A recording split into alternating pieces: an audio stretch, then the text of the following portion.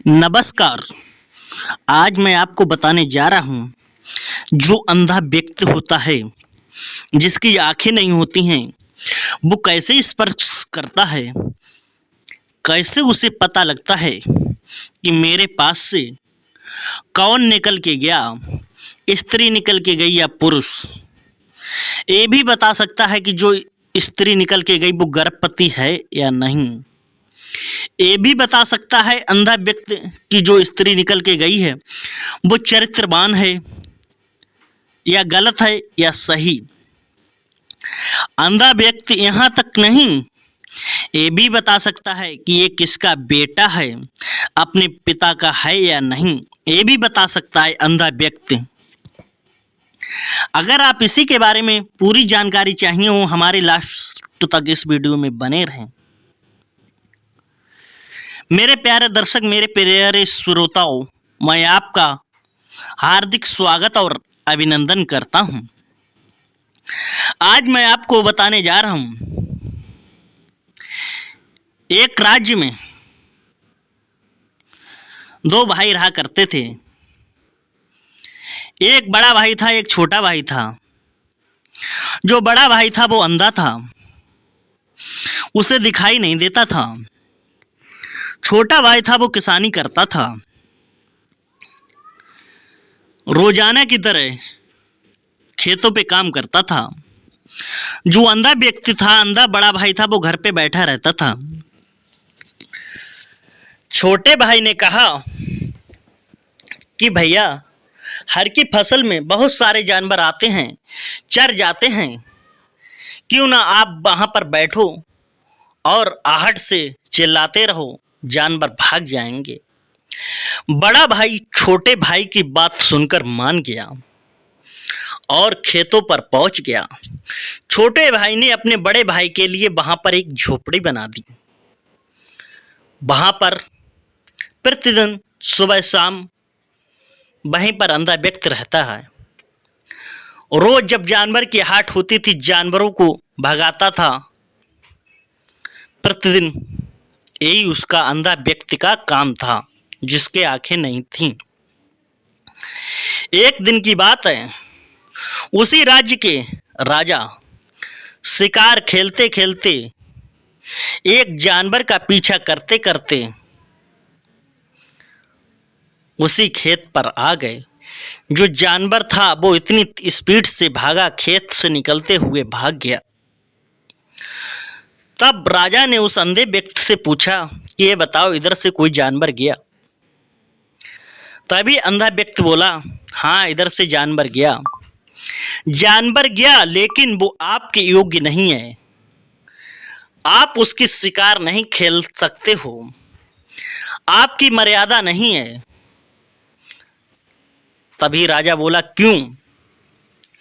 अंधा व्यक्ति बोला, पहले सुनो, जो जानवर इधर से भागा है वो शेर नहीं है, वो एक हिरनी है, और वो हिरनी गर्भवती है।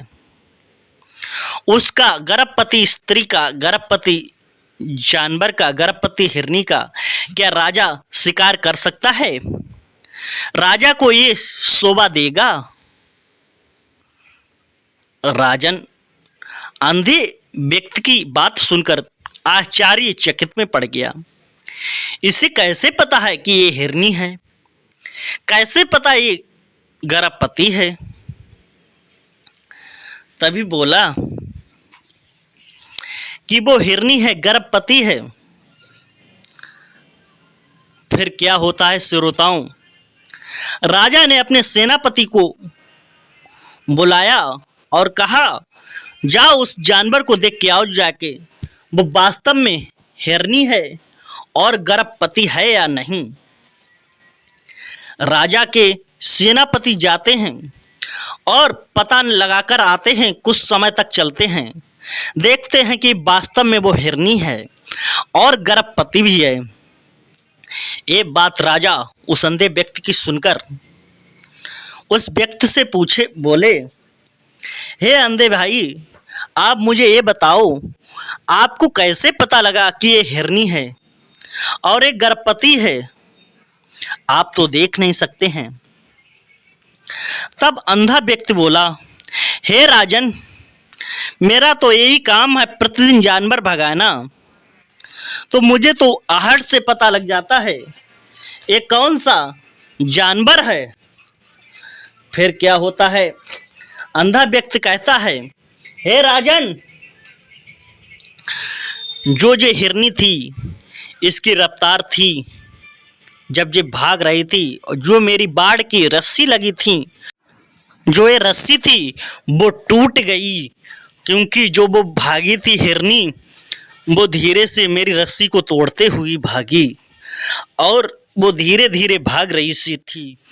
फिर मुझे ये एहसास हुआ कि अगर ये हिरन होता तो मेरी रस्सी नहीं टूटती।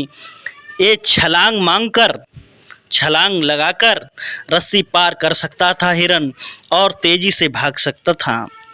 इसलिए मुझे ये एहसास हुआ कि एक हिरनी थी और एक गर्भवती थी।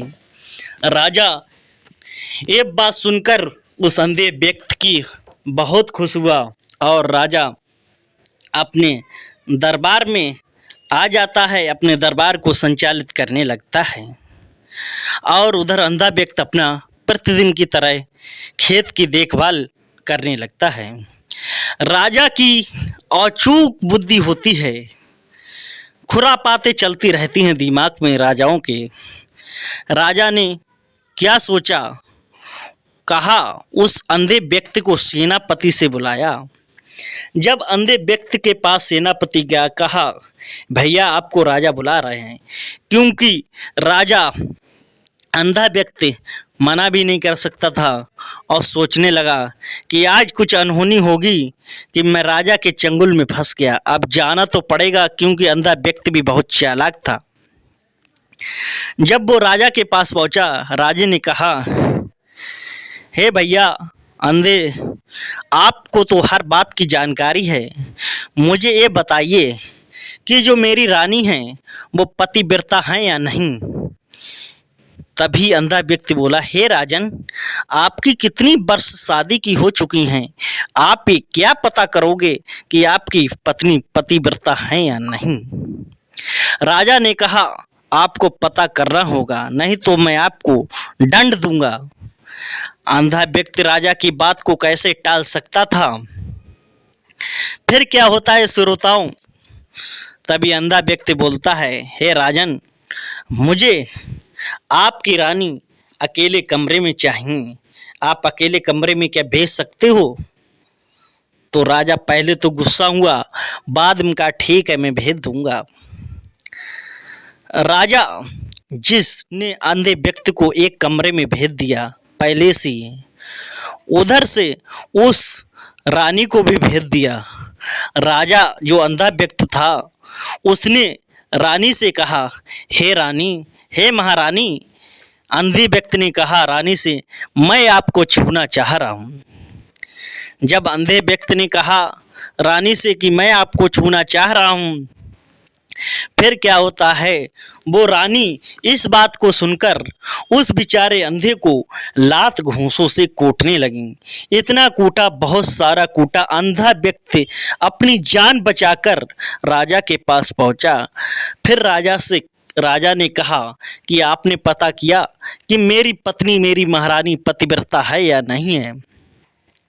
तभी अंधे व्यक्ति बोला कि आपकी रानी पतिव्रता नहीं है, चरित्र से गंदी है। राजा को ये बात गुस्सा आकर तुरंत अपनी तेज तलवार खड़ग निकालकर अपनी महारानी के पास पहुंचता है। हे रानी, हमारी शादी को इतने साल हो गए, आज मैं आपसे एक बात पूछूंगा, अगर आपने उसका झूठ जरा सा बोला तो आपका सिर कटवा दूंगा। रानी से राजा ने कहा, हे रानी, आप मुझे बताइए कि आप पतिव्रता हो या नहीं हो। तभी रानी ने कहा, राजन, आप कैसी बातें कर रहे हो, मैं तो आपके सिवा दूसरे को नहीं चाहती हैं। राजा ने तुरंत तलवार की धमकी दी और तुरंत तलवार से डराया। तभी रानी बोली, मैं पतिव्रता नहीं हूँ, मैं पतिव्रता नहीं हूँ। फिर राजा को गुस्सा आया क्योंकि रानी ने सच बोल दिया। तुरंत राजा ने अंधे व्यक्ति से कहा, आपने कैसे पता लगाया कि यह मेरी रानी पतिव्रता नहीं है? तभी अंधा व्यक्ति कहता है, हे महाराज, हे राजन, जब मैंने आपसे कहा था कि मैं आपकी रानी के कमरे में जाऊंगा, मैंने रानी तेज से सिर्फ इतनी बात कही थी कि हे रानी, मैं आपको छूना चाह रहा हूँ। जब ये बात मैंने इतनी तो कही थी कि रानी मैं आपको छूना चाह रहा था, रानी मुझे लात घूंसों से कोटने लगी। मैं अपनी जान बचाकर भाग आया, क्योंकि अगर ये पतिव्रता होती तो किसी पराये पुरुष को छू भी नहीं सकती थी। अगर मैंने इनसे कहा कि मैं आपको छूना चाह रहा हूँ, तब ये मना भी कर सकती थी, लेकिन इन्होंने तो मुझे इतना कूटा, इससे मुझे प्रतीत होता है कि ये पतिव्रता नहीं है। राजन बोला अंधे व्यक्ति से, बाहो, क्या बात है? तारीफ करने लगा, बढ़ाई करने लगा, अंधे व्यक्ति की जय जयकार करने लगा। श्रोताओं, कुछ समय बीता, उसके बाद में राजा ने अंधे व्यक्ति को अपने यहाँ रख लिया और कहा, राजा की अति बुद्धि होती है। राजा के मन में प्रश्न आया कि हे अंधे व्यक्ति, मुझे ये बताओ कि मैं अपने पिता का हूँ या नहीं हूँ? तभी अंधा व्यक्ति बोला, कोई बात नहीं है, मैं आपको अभी बता रहा हूँ कि आप अपने पिता के हो या नहीं हो। तुरंत अंधे व्यक्ति ने अपने मन में अंतरात्मा से सोचना प्रारंभ किया। तुरंत सोचने में देर नहीं लगी।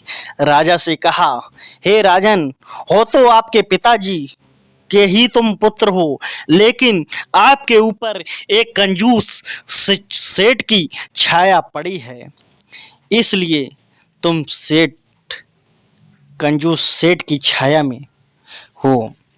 फिर ये बात सुनकर राजन तुरंत अपनी माँ के पास पहुँचता है और माँ से पूछता है कि माता, मुझे बताओ कि मैं अपने पिता का हूँ या नहीं हूँ। माता ने कहा, बेटा, आप कैसा प्रश्न पूछ रहे हो? नहीं माँ, आपको आज बताना होगा।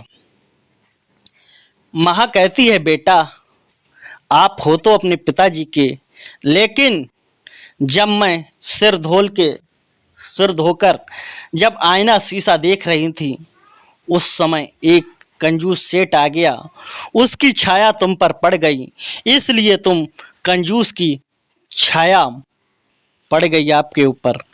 तुरंत बेटा ने ये बात सुनकर राजा ने तुरंत वो पहुंचता है अंधे व्यक्ति के पास और उससे पूछता है, आपने ये बात कैसे बताई?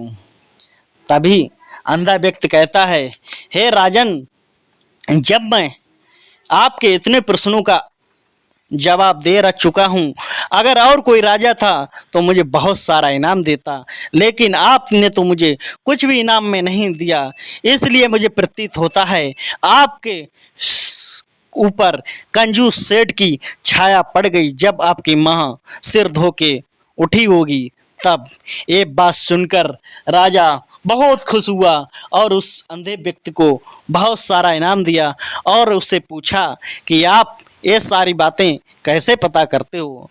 तब वो कहता है, मैं पहले अंधा नहीं था और मैं अपने गुरु से शिक्षा ग्रहण करता था। आंखों में ही देखकर मैं बता देता था मन का हाव भाव से आपके मन में क्या चल रहा है, क्या नहीं चल रहा है, अपनी अंतर आत्मा से।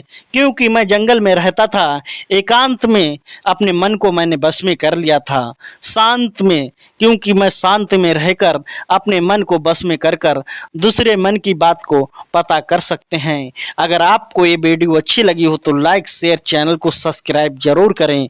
फिर मिलते हैं एक नई कहानी के साथ। जय हिंद, वंदे मातरम।